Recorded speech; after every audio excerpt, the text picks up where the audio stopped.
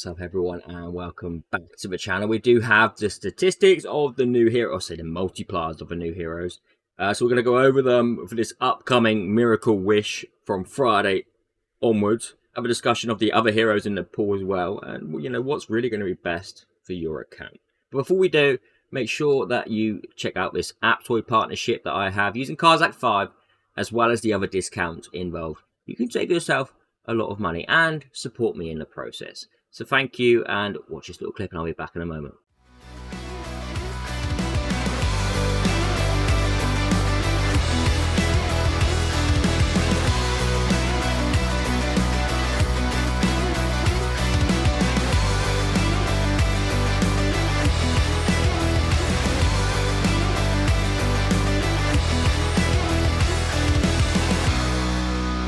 So we're back. And Holy Light Pilot. Let's go straight to the one that we was talking about mainly, which was Aosdean.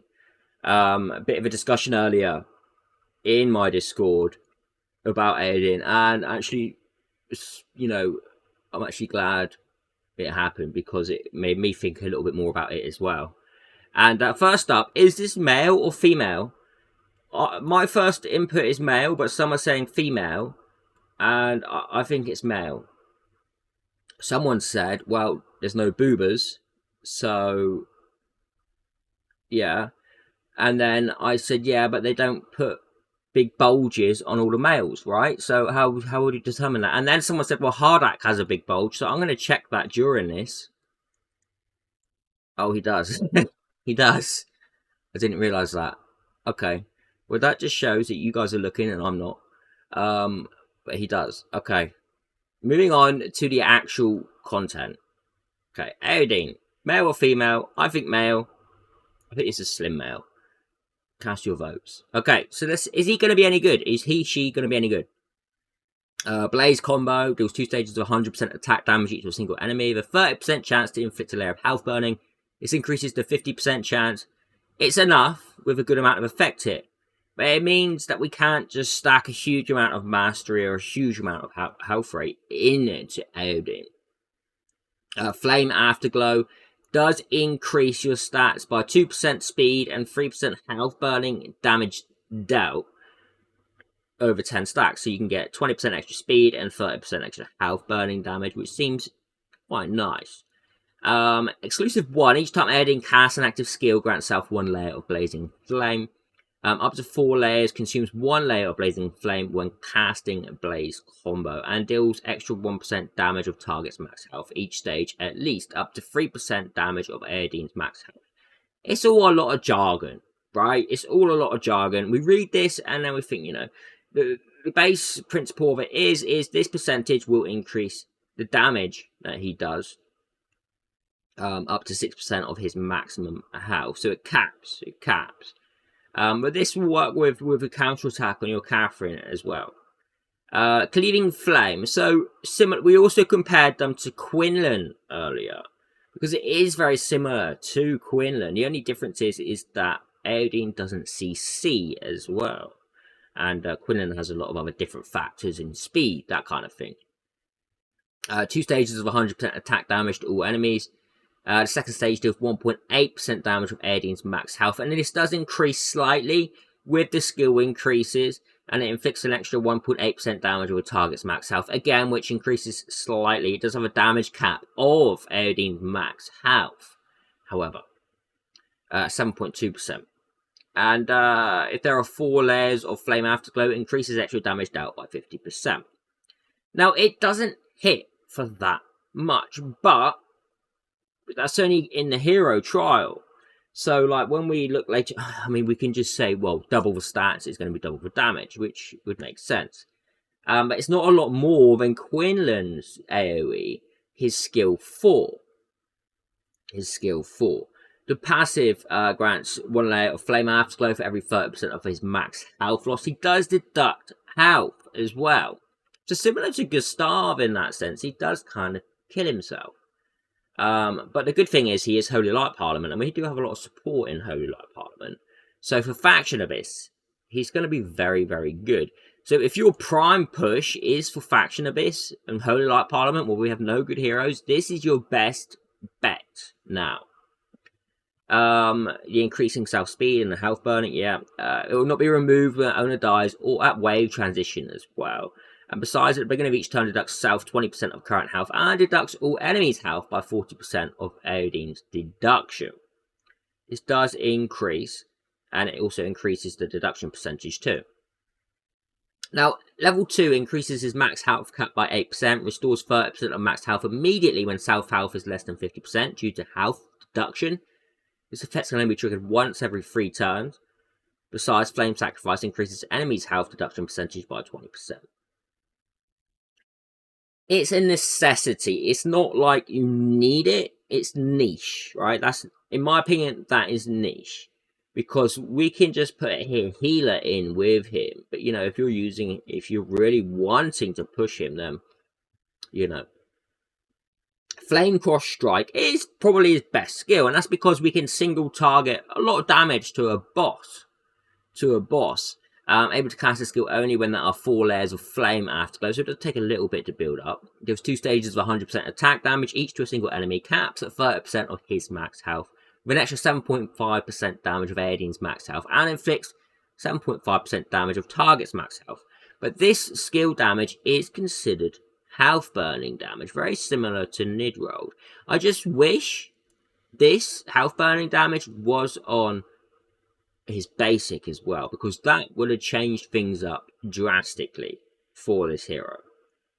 Exclusive 3 increases the health burning damage dealt by self by 25%, which is a lot when casting Flame Cross Strike. If Aosdean's health percentage reaches 75% before he casts, Flame Cross Strike deducts 10% of self max health additionally and increases the health burning damage bonus by 40%.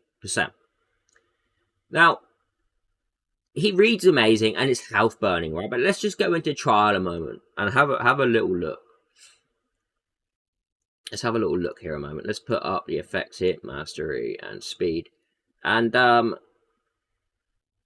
it does take a little while to get. I'm just going to throw in Catherine with him. And I'm going to need to reset the attributes. This is so annoying. Okay. So let's throw up. And this is where he can be used. I mean, he's mainly going to need counterattack to really be used for waves. But then he's going to need the survivability as well. You can see it's stacking on the health burning, which is nice. But late dungeons, we can't afford to be taking a hit, which makes this irrelevant. He has built up 2 layers so far. 3 layers. He's low health now. And you probably need to put him on some leech as well. I don't know. This is his AoE. And you can see it here with 4 stacks. We're doing 151 of health burning damage, which isn't huge. But he has only got 100% mastery. And he is low health. So we've got to give him that as well. There are ways to increase that with health increase. And also just better gear. His final skill, you can see here, will deal direct health burning damage of 524 per hit. Which, you know, that's not too shabby. But when we consider, when we're triggering health burn with, say, Hisonia, it's very similar in that sense. And it does have a bit of a cooldown. So, I can't see him replacing the likes of Hisonia. Plus, Hisonia is AoE. And it really does fall down to him being mainly a faction abyss hero. That is where we're really going to want him. If you don't have any health burning heroes, no doubt if you've got a new account, no doubt he will be useful. He will be good. But how good is the question? What am I doing now? 514, that's at 9 layers. So that's Aosdean. And my advice for Aosdean is, if you're really wanting to push Faction Abyss for Holy Light Parliament, then that is your best damage dealer that you have for that. That's your best damage dealer you have for that. Okay, moving over to Seth. And Seth is actually fantastic. He's actually very good. Okay. Deals 18% damage of Seth's max health to a single enemy, which is actually quite nice, especially when it's paired up with counterattack. And we are going to be building in max health, don't forget, because he is a support. 10% chance to inflict Suffocated for 1 turn. Suffocated, unable to launch basic attacks, pursue and attacks and counter attacks. The chance is increased by 15% if the target is under wet or cold status. This does increase to 22% of Seth's max health on his basic. First active skill has a 3-turn cooldown. Now, Seth is you don't have to, but to have him at E3 will be a luxury, because he comes in and he additionally casts this instantly, 1 time at the beginning of each wave, increases the shield value as well to 45% of Seth's max health until the wave transition, which is actually, if you're going for Seth for protection, you're really going to want to need him at E3. I mean, he does give you tenacity up by 60% as well, which is super, super nice. Taking that less crit damage is massive. But a 45% shield is huge. The fact is, you can cast it. It casts instantly at the beginning. It doesn't cool down, so you can cast it again. So effectively, you've got a 90% shield across your whole team with tenacity as well. Passive, there is a 50% chance to inflict Wet 2 on the attack of 2 turns when taking basic attack damage, and 50% chance to inflict Cold 2 on the attack of 2 turns when taking skill damage. Seth and Seawell will activate Brother Togetherness when both of them are deployed. Brother Togetherness increases Seawell's defense by 25% and Seth's max health cap, by 15%. Now, you could argue, if you have Seawell and Seth, you could build some crazy sustain team, right? Some crazy kind of sustain team, because when either Seth or Seawell dies, the survivor will revive the dead with 35% of the survivor's max health by deducting 15% of his current health. It only takes effect once each wave. But that revive is kind of crazy. Level 2, he gains an additional 12% max health cap, restores self 8% max health when taking basic attack damage or skill damage dealt by enemies with wet or cold, and reduces 1 self skill cooldown randomly by 1 turn when Seth restores health by this effect each time. That as well is crazy. He is so good. Crystal of Life restores all allies' health by 22%, so he's a big healer too of his max health, and grants triple 2 to all allies for 2 turns. I would like to see people pairing him up with Pauline. Also, not only that, Jesus, he also increases all allies' attack by 40% for 2 turns at E1. Pairing him up with Pauline, it's going to be crazy, because you're going to have the defense buff, you're going to have the health cap increase, you're already going to have a shield, and then you can shield again with a mega. Oh my goodness, he's going to have so much health as well because of the way we can build him. If you just look here a moment, if we come in, let's bring in Pauline. Pauline. Where is he?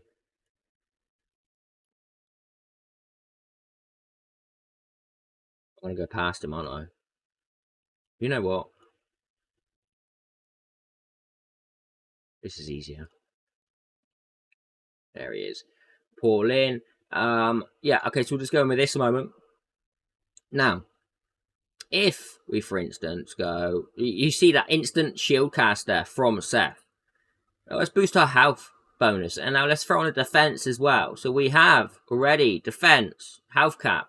That's tenacity, isn't it? So we've kind of stacked tenacity, which, yeah, okay. This is kind of luxury because you're getting a defense up too as well.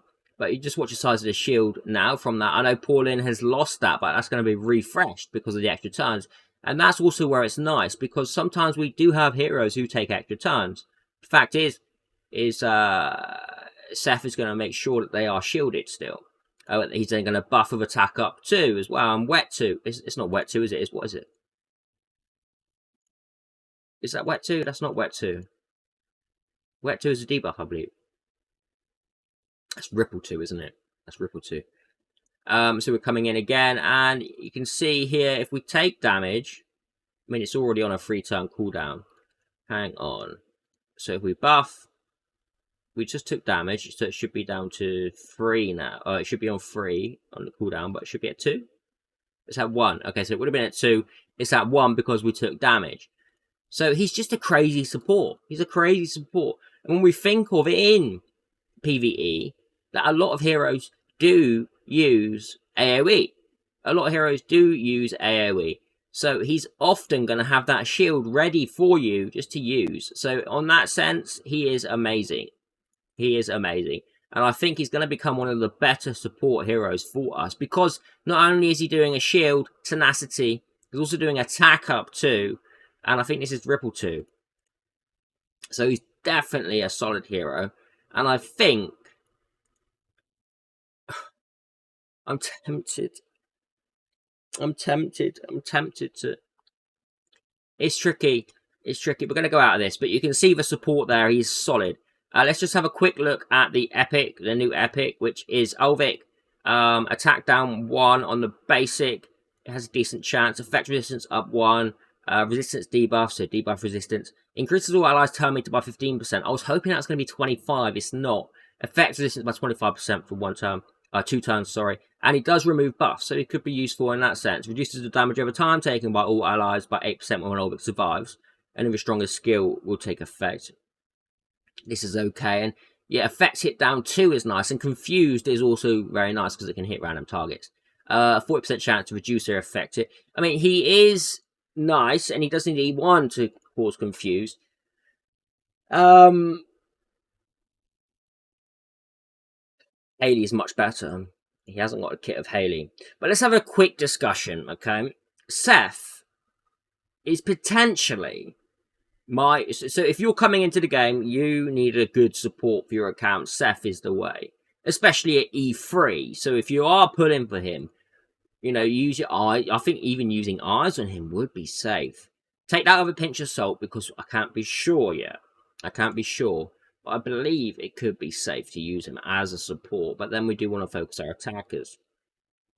Aosdean, purely pull for this guy if you want to pull for Holy Light Parliament. If you want to push Faction Abyss on Holy Light Parliament, I'm unsure of where he's going to hit. He's not going to be any good for PvP.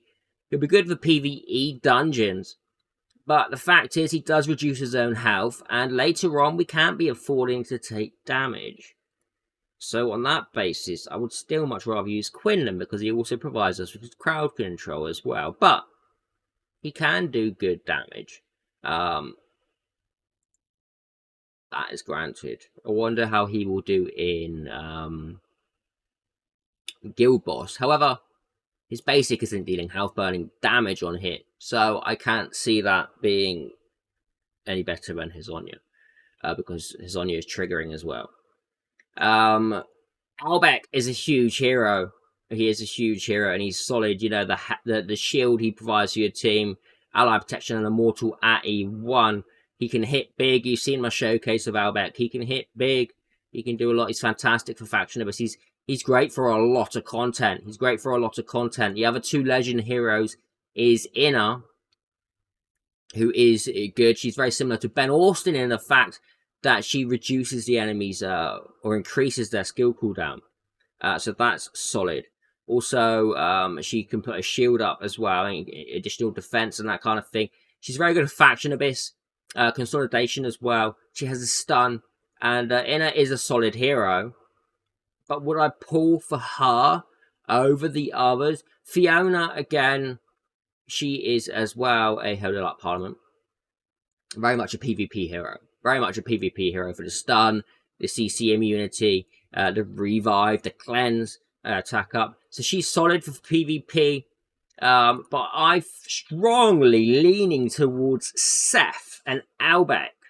And that's a shame because health burn is so strong. But it's tricky. I have the pick of Hazonia, Quinlan, you know, those kind of Malia, those kind of heroes. So I'm not going to be looking at Aosdean unless I want to push Holy Light Parliament, in which case I probably will pull for one Aosdean, just so I can push through Holy Light Parliament summon. That is a given. And a lot of people will be wanting that. But in an ideal world, it's definitely either Seth or Olvik for the support. So I'm not going to keep going on. That's how I feel. I feel like Seth and Olvik are your best bets if you're needing a big support hero. Don't forget, Olvik can also support and deal damage. But Seth there is looking solid with tenacity, shield, the skill cooldown. Wet as well, or was it Ripple? But he's looking like a very good hero. So definitely either Seth, Olvik, or Aosdean are really your three choices. If you want it PvP, then Fiona, you may want a couple of exclusives on her. Inna is, do you know what? I can't be knocking Inna because she is a solid hero. I haven't used mine enough, and she is very good. She is very good. But I'll see you all in the next video. Take care. Have a fantastic day, evening, wherever you are. Bye.